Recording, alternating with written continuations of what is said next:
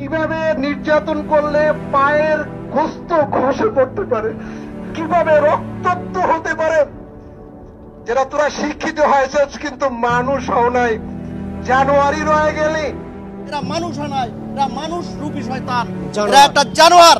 আসসালামু আলাইকুম দর্শক মণ্ডলী, আশা করছি আপনারা সবাই অনেক ভালো আছেন। ঢাকা বিশ্ববিদ্যালয়ের ফজলুল হক হলে মানসিক ভারসাম্যহীন তোফাজ্জেলকে ধরে নিয়ে যাওয়ার পর তাকে নির্মমভাবে পিটিয়ে হত্যাকাণ্ড করা হয়েছিল। এই বিষয়টা আপনারা সবাই কিন্তু জানেন।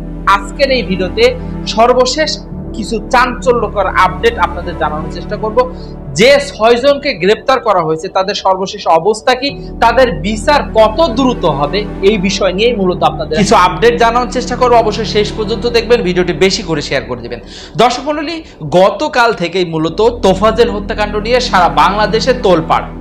একজন মানসিক ভারসাম্যহীন ব্যক্তিকে কিভাবে ধরে নিয়ে যেয়ে তাকে প্রথমত পেটানোর পর ভাত খাওয়ানো হয়েছিল এবং ভাত খাওয়ানোর পর তাকে আরো এমন পেটানো হয়েছিল যে শেষ পর্যন্ত তার জীবন প্রদীপ নিভে গিয়েছিল।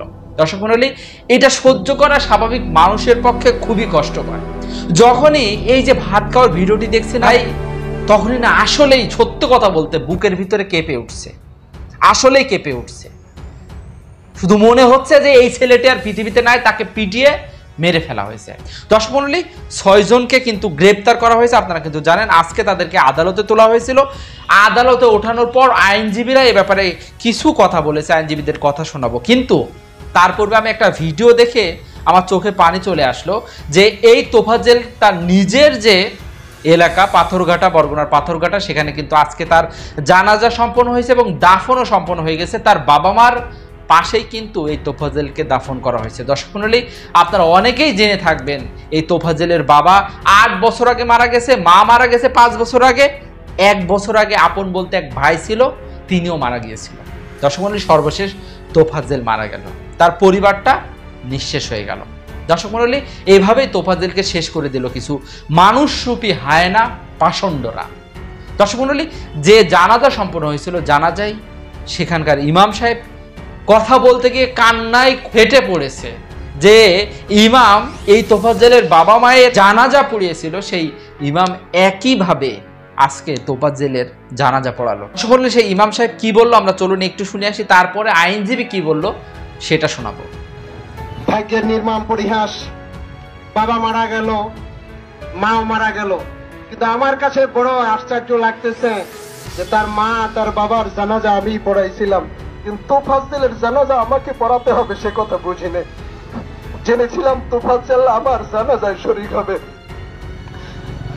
কিন্তু যেখানে মানুষ গড়ার কারিগর, আমার বড় ভাইও ঢাকা ইউনিভার্সিটিতে পড়েছিল, অনেক গিয়েছি ঢাকা ইউনিভার্সিটিতে, কিন্তু নিজের কাছে এখন খুব গেছিলাম এইটাই বড় দুর্বিষহ লাগতেছে যে একটা ছেলেকে কিভাবে নির্যাতন করলে পায়ের গোস্ত খসে পড়তে পারে, কিভাবে রক্তাক্ত হতে পারে। আমার মনে পড়ে যারা তোরা শিক্ষিত হয়েছিস কিন্তু মানুষ হও নাই, জানোয়ারি রয়ে গেলি। দর্শক মণ্ডলী, আপনারা সম্পূর্ণ ভিডিওটি দেখলেন। শুধুমাত্র 1 প্লেট ভাতের জন্য আজকে তোফাজ্জেলকে পিটিয়ে মেরে ফেলা হলো, যেমনটি বলছে তার মামাতো বোন। ও 1 প্লেট ভাতের জন্য গেছে, আর সেখানে 1 প্লেট ভাতের বিনিময়ে ওর জীবনটা কাটে নেওয়া হয়েছে। দর্শক মণ্ডলী, শুধু যে তার মামাতো বোন বলছে তা কিন্তু নয়, সারা বাংলাদেশের মানুষই বলছে যে এমন নারকীয় হত্যাকাণ্ড এবং এর বিচার খুব দ্রুতই সবাই দেখতে চাচ্ছে। দর্শক মণ্ডলী, একটা ভিডিও দেখলাম, তোফাজ্জেলের ভিডিও, খুবই খারাপ লাগলো। মৃত্যুর পূর্বে তার ওস্তাদের কাছে বলছে, ওস্তাদ এই কবরস্থানে আমার জন্য 3.5 হাত মাটি একটা কবর রেখে দিও। খুবই খারাপ লাগলো ভিডিওটি দেখলে, আপনাদের একটু দেখানোর চেষ্টা করব। তোফাজ্জেল মৃত্যুর পূর্বেই তার জন্য 3.5 হাত জায়গা মাটি রেখে গিয়েছিল, নির্বাচন করে রেখে গিয়েছিল, আজ সেখানেই তাকে দাফন করা। তাহলে আমি আমার যোগ্য উত্তরসূরি হইতে পারি না? অবশ্যই। তাহলে আমার জন্য কোন জায়গায় আমার 3.5 হাত মাটি দেবেন? আমি পৃথিবীতে আমার সবাই কষ্ট দিছে, আমি কষ্ট ছাড়া আমি কিছু পাই না। 40 বছর থেকে কথা বলছেন, এগুলো যে সমাজের কবরখানা। তা আমার খবরটা কোথায়? আপনার পাশে দেবেন। আমরা এইটা সব যেখানে তুমি নেবো ওখানে তো তোমার না আমি নিব না, আপনি আপনি আপনি বলেন যে আমি আমার যে জায়গায় দেবে, এই যে সাহিত্য করে দেবে, এই চাচি আম্মা বা কাকি আম্মার করে দেবেন যে আমি 3.5 জমি ওরে দিয়ে গেছি। তুমি যদি- যদি আসে। এই যে দেখতেছো গাছপালা না, হ্যাঁ এর থেকে এইটুকুর মধ্যে তুমি জিনু চাই নেবে ওখানে দিতে পারবো না, আপনার পাশে আপনার পাশে। আমার আল্লাহ কবে নেবো, তারপরে আমার মনে করো যে এখন আমি ওই ওই সুযোগে যাবো। এনে ওর মাটি কাটে পোলা পুকুর করছিলাম, মিনি পুকুর দিয়ে ওরা 27 গোসল করবো, ওটা শেষ। এখন এটা আমি বন্ধ করে দিতে আছি। যে কোন জায়গায় আপনি যে জায়গায় থাকবেন, মানে এইটু বলেন যে আল্লাহ যদি তোরে নসিব করে আমার পাশে কবর থাকবে, সেটা বলেন। এখানে জমি, এখানে জমি, এখানে মানে এই যে এখানে এই থেকে 8টা সিরিয়াল হবো। এই সিরিয়ালের পরে আবার উত্তর দিকে চলে যাবো। আমি এক জায়গায় থাকবো, আর অন্য কেউ। আচ্ছা, কোনো সমস্যা নেই। দর্শক মণ্ডলী, এই পর্যায়ে আমরা তোফাজ্জেলের যারা হত্যাকারী, আপনারা কিন্তু ইতিমধ্যে জেনে গেছেন তারা কারা। 6 জন হত্যাকারী, 6 জনকে আজকে আদালতে ওঠানো হয়েছিল।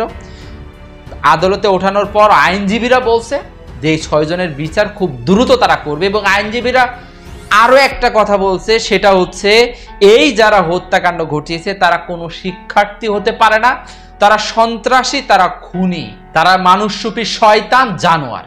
দর্শক মণ্ডলী, চলুন কি বলে আমরা একটু শুনে আসি। যে ইউনিভার্সিটি পড়িয়া তারা মানুষ হবে, সচিব হবে, মন্ত্রী হবে, ডিজি হবে, মানুষ হবে, এরা মানুষ হয় নাই, এরা মানুষ রূপী শয়তান, এরা একটা জানোয়ার। এদের নির্বৃত্তে এরা মানুষকে হত্যা করে। হারুনা রশিদ খান, আমি বলতে চাই আজকের এখানে সেনাবাহিনীর লোক আছে, আমাদের মাননীয় উপদেষ্টা মহোদয় আছেন, যিনি আইন উপদেষ্টা, প্রধান উপদেষ্টা এবং মহামান্য প্রধান বিচারপতির কাছে আমরা অনুরোধ জানাবো এইটা অচিরেই একটা দ্রুত আইনে বিচার করা হোক এবং তাদেরকে আসামিদেরকে দৃষ্টান্তমূলক শাস্তি দেওয়া হোক, যাতে করে বাংলাদেশে এইরকম কোনো ঘটনা আর না ঘটে। তো দর্শক মণ্ডলী, আপনারা সম্পূর্ণ ভিডিও ফুটেজ দেখলেন। শুধুমাত্র একটা কথা বলতে চাচ্ছি, আজকে যেভাবে তোফাজ্জেলকে হত্যা করা হলো, এই ধরনের হত্যাকাণ্ড ভবিষ্যতে যেন না ঘটে, সেটার জন্য যেটা করতে হবে, দ্রুত বিচার করতে হবে। এখন আর সেই হাসিনা সরকার নেই যে বিচারের নামে প্রহসন হবে। এখন আছে অন্তর্বর্তীকালীন সরকার, শিক্ষার্থীদের সরকার, আমাদের সরকার, জনগণের সরকার। খুব দ্রুত যেন এই হত্যাকাণ্ডের বিচার হয়। আবরার ফাহাদকে হত্যা করা হয়েছিল বুয়েটে, আজ তোফাজ্জেলকে। আমরা এই ধরনের ঘটনার পুনরাবৃত্তি আর দেখতে চাচ্ছি না, আপনারা কি চাচ্ছেন অবশ্যই কমেন্টে লিখবেন। দেখা হবে পরবর্তী কোনো ভিডিওতে। ততক্ষণ সবাই ভালো থাকবেন, সুস্থ থাকবেন, এই কামনায়।